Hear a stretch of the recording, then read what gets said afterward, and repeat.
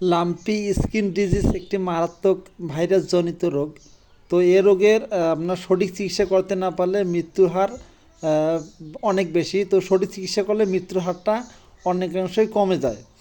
তো লাম্পি আপনার skin disease রোগটি হচ্ছে আপনার রোগ একটি, কিন্তু আপনার কয়েক ধরনের আপনার গবাদি পশুর শরীরে আপনার দেখা যায় বা এর উপসর্গ দেখা যায়। যেমন কিছু কিছু লাম্পি আছে পুরো শরীরের মধ্যে গোটা উঠবে, কিছু কিছু লাম্পি আছে আপনার শরীরের আপনার শুধু আপনার পা ফুলবে আর শরীরের মধ্যে গোটা উঠবে না। আর কিছু কিছু লাম্পি আছে শরীরের মধ্যে একটি গোটা উঠবে কিন্তু অনেক বড় উঠবে, এবং এই গোটা থেকে আপনার রস আপনার একটা গুটি উঠবে, এখান থেকে অনেক সময় ফেটে যাবে, রস আসবে, বা এখানে একটি ঘা হবে, ঘাটা বড় হবে।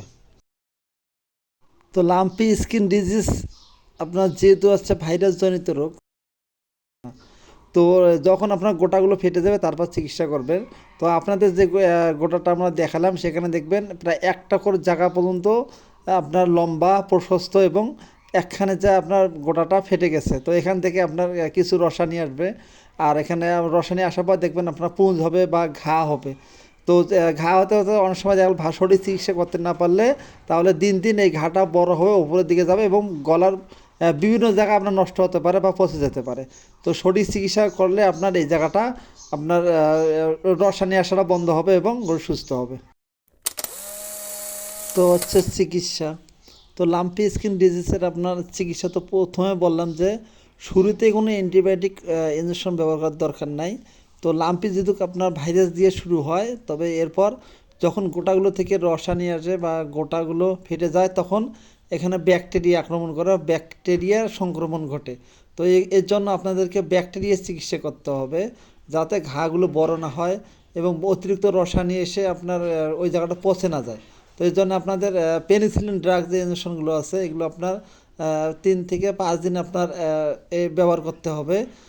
আর যে আপনার অ্যান্টিহিস্টামিন তো কিছু ইঞ্জেকশন আছে সেটা দিতে হবে।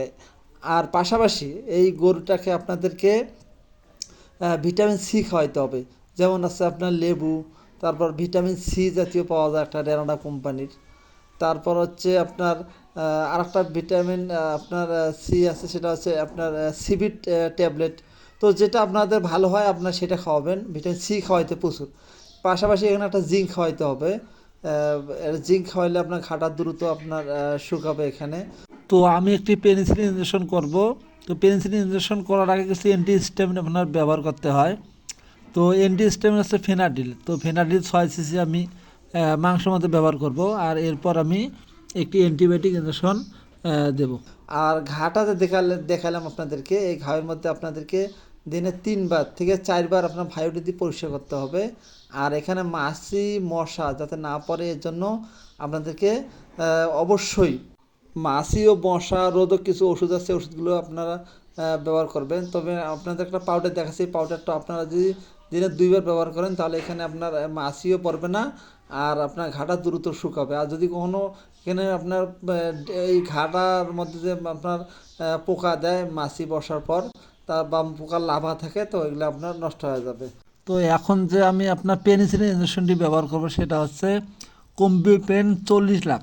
তো এটি দিলে আপনার ঘাটা দ্রুত শুকাবে এবং যে রসায়নি আসে রসায়নিটা আপনার আসবে না এবং ঘাটা এখান থেকে আর বৃদ্ধি পাবে না।